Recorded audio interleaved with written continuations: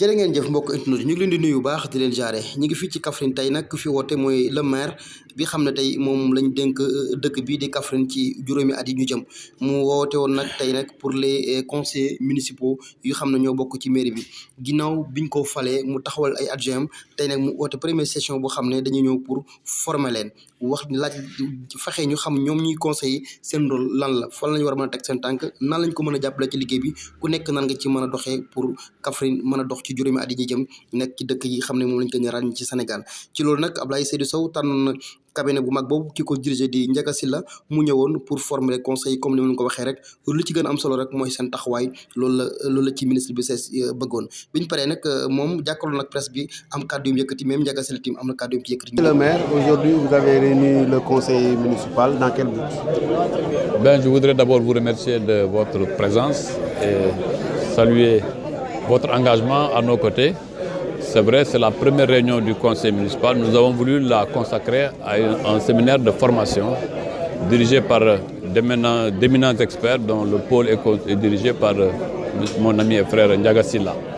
Et nous avons pensé que c'est la porte d'entrée, la formation sur certaines règles constantes, sur la dynamique de groupe, mais aussi renforcer leurs compétences et leurs capacités sur ce que doit être leur rôle, leur responsabilité, mais aussi commencer à connaître les principaux rudiments de fonctionnement des finances locales, mais aussi harmoniser avec les autres coalitions le programme que nous avions soumis à l'appréciation des populations de Kaffrine et pouvoir décliner dans une planification maîtrisée avec l'encadrement des experts comment nous allons le décliner à Kaffrine et dans toutes ses formes et dans tous les domaines.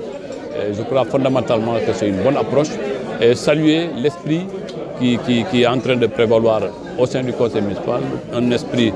fait de liberté, chacun dans ses convictions propres, mais un esprit de rassemblement et de travail, un esprit de convergence autour de ce que nous devons faire pour Kaffrine et pour mériter la confiance des Kaffrinois par chaque élu local à bénéficier et dépositaire de la confiance de nos concitoyens. Et le thème est pourquoi ce soir? Vous avez choisi un thème. Pourquoi un tel sujet? Oui, parce que je l'ai rappelé tantôt. Quelle que soit la volonté du conseil municipal, si nous n'avons pas des conseils à la hauteur, ça ne pourrait pas fonctionner. Et nous avons consulté un cabinet pour nous accompagner durant tout le mandat dans un processus de formation continue. Il me rappelait d'ailleurs que nous avons respecté une disposition du Code des collectivités territoriales qui disait que les conseils municipaux, les élus locaux ont droit à la formation. Mais cette formation doit être permanente, doit être continue et doit être réajustée en fonction de nos besoins, mais aussi en fonction des ambitions que nous avons pour notre ville. Nous voulons un conseil transparent, un conseil démocratique, mais cela ne peut exister qu'à travers des conseils municipaux bien formés. Et je nous crois fondamentalement que ça a été salué par tous les élus et c'est cela qui est réconfortant. Vous êtes installé récemment, sans doute il peut y avoir des chapelets de doléances urgents qui vous attendent sur la table. Est-ce que vous en êtes conscient pour cela? Oui, c'est fut l'objet du programme que nous avons élaboré et que nous avons intitulé Kaffrine, une belle ville au cœur du Sénégal. Mais ça, c'était le programme du candidat Abdoulaye Sow, mais aussi du candidat de la coalition Benno Bokk Yakaar. Aujourd'hui, nous dépassons le candidat Abdoulaye Sow, nous dépassons la coalition Benno Bokk Yakaar, nous sommes dans un conseil municipal au nom de tous nos concitoyens. Et c'est pourquoi ce programme-là sera remis à jour. Les autres coalitions qui n'étaient pas d'accord, qui étaient non concurrents, vont y apporter leur touche, mais aussi la société civile va y apporter sa touche. Mais après, nous bénéficierons de l'encadrement de ces experts pour en faire un programme de développement municipal, mais qui sera décliné sous forme d'une planification maîtrisée, peut-être dans une perspective de 5 ans, mais ça peut aller jusqu'à 10 ans, 20 ans, parce que simplement ce sera une propriété du conseil municipal, ce ne sera plus un programme d'un candidat en campagne. Les travaux du stade municipal de Kaffrine vont bientôt démarrer ou... Les travaux de réhabilitation du stade ont déjà démarré et nous pensons que dans 3 mois, nous pourrons terminer carrément ce travail. Mais mieux, il y a que dans le programme du ministère des Sports, il est prévu un stade régional d'une valeur de 7 milliards 200, ce qui va aussi renforcer le réseau infrastructurel en matière sportive et qui va encore renforcer. Bien entendu, il y a d'autres programmes,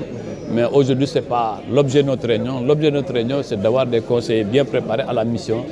qui nous a été confiée. Avec l'intercommunalité CAI, Est-ce qu'il sera suffisant pour les taxes municipaux que Kaffrine va avoir? Bon, il est clair que nous sommes dans une zone difficile où toutes les communes ont presque les mêmes difficultés. Oui. Et Kaffrine a un problème de périmètre communal qui est un peu restreint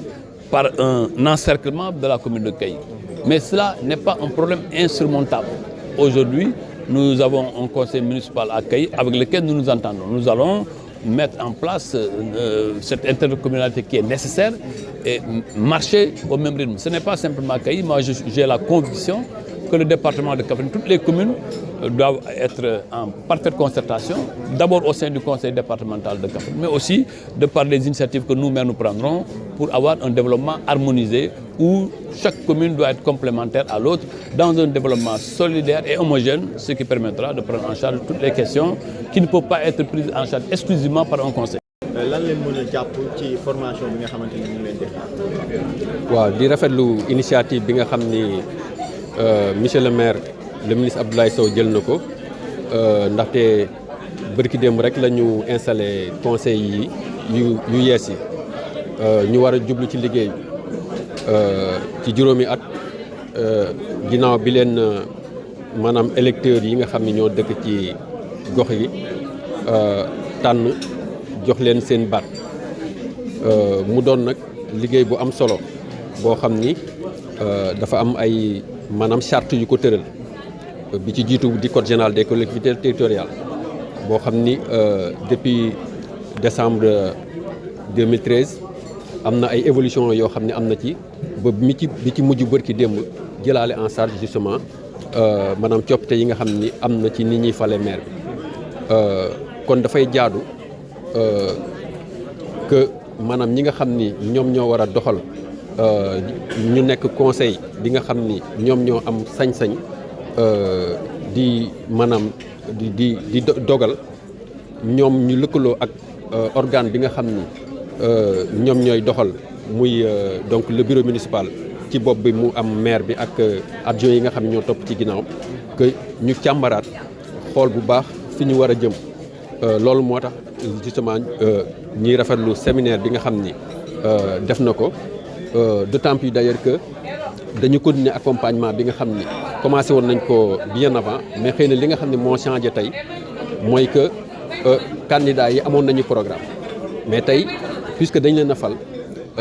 dañu war a donc am maanaam programme wala même au-delà de plan boo xam ni moom la ñu war a sukkandiku pour doxal dëkk bi et loolu justement c'est solo la waaye la boo xam ni rencontre bi am na ko parce que monsieur le maire dafa teel a anticiper ci loolu wax ni que il faut que donc entité yi nga xam ne nekk nañ ci conseil bi donte ñu ci bëri bokk ñu fi ñu jóge mais ñu lëkkaloo justement seen i xalaat ak seen i programme pour justement mën a déggoo ci justement ni nga xam ne moom la ñu yore Kaffrine alors tey nag thème bi moo ngi nekk maanaam rôle et responsabilité des conseillers ci gouvernance territoriale bu ñu koy tënk mooy lan mooy taxawaayu maanaam conseil bi nga xam ne moom la ñu fal ci gouvernance territoriale maanaam li ñu war a jox yore dëkk bi gouvernance territoriale nag dafa ëmb fànn yu bëri loolu moo tax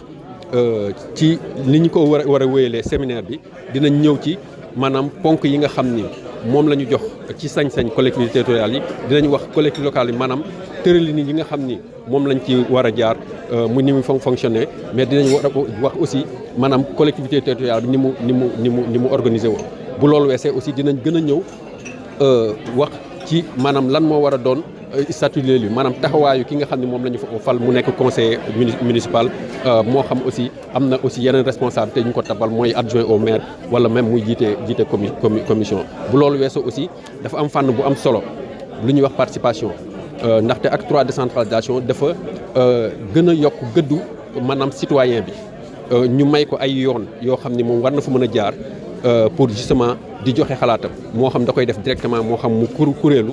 et loolu am na ay mécanismes yoo xam ne justement dinañ ci gën a ñëwaat à travers d'ailleurs ni nga xam ni moom la ko charte bi waxee moo ñu teg ay conseil consultatif ci quartier yi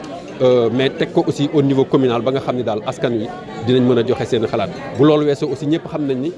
koppar mbirum finance dafa am lu am solo ci doxal justement collectivités territoriales yi loolu moo tax am na ci consultant yi ñoo xam ne seen xam-xam dafa màcc ci loolu dinañ gën a ñëwaat maanaam ci maanaam source financement yi fan la ñuy jëlee xaalis bi boo xam ni ci biir lañ koy jëlee ak xaalis bi nga xam ne ci biir lañ koy jëlee waaye bu loolu weesoo aussi koppar gi dañ ko war a càmbar ndaxte collectivité locale dafa war a di voter budget alors nit ñuy voter budget bi phase yi ñuy jaar ak ñi nga xam ne moom la ñu koy doxalee budget bi ginnaaw ñu voté ko ak aussi contrôle bi nga xam ne war nañ ko def ci exécution budgétaire bi loolu lépp aussi dinañ ci ñëw ci ñaari fan yi avec experts yoo xam ni ñenn ñi ay universitaires lañ nekk ay professeurs la ñenn ñi c'est des praticiens yu am expérience su lu mat ay fanweeri at ci pratique gu décentralisation et ñenn ñi tax dañu nekk justement ay occupé nañ ay fonctions de adjoint au maire wala ñu ko occupé en fait donc fonction justement ci bureau municipal yi. Merci beaucoup. kon mbir maa ngi noonu yéen a ko dégg ndooro ci kàddu yi xam ne Ablaye Seydou Sow yëkkandeko na ko ci langu nasaraan mais kii tim di Ndiaga Sylla ki xam ne moo nekkoon formateur bi ànd ci ak experts yu bëree bëri yoo xam ne seen xam-xam màcc na ci collectivité locale comme ni leen ko waxee kon mbir mi liggéey bi door na lu ñu ci gën a seetlu rek te bëgg tim invité ñëpp tim ñu def ko mooy que ne nit ki balaa ngaa dugg ci dara foog nga xam ko kon formation bi dafa war a nekk session boo xam ne képp ku nekk xam ne dénk nañ la ab collectivité rek ak mairie war ngaa fexe ba ñi ngi ànd ak ci liggéey bi ñu mën a maîtriser li ñuy def mën a xam fu ñu jëm mën a xam lu ñu wax mën a xam lu ñu def pour liggéey bi mën a yemb parce que liggéey bu nekk rek yow kese bi nekk maire mënoo ko def mais conseil yi ci dañ ci am rôle bu am solo mooy que ne ku nekk xam la ngay def bala ngaa ji commission formation su paree nag boo duggee ci commission da nga xam ne man mi lii laa fa war a def pour liggéey bi mën a yemb kon nag ñuy invité tamit collectivité yëpp nekk ci département Koungheul ci région de Kaffrine ñëpp ñu def lii parce que lu am solo la jërë ngeen jëf mbokk yi lii lañ leen jël loon fii ci Kaffrine mu nekk loo xam ne lu am solo la ci session bi xam ne commencé na tey war a jeex suba fii nii ci mairie bu Kaffrine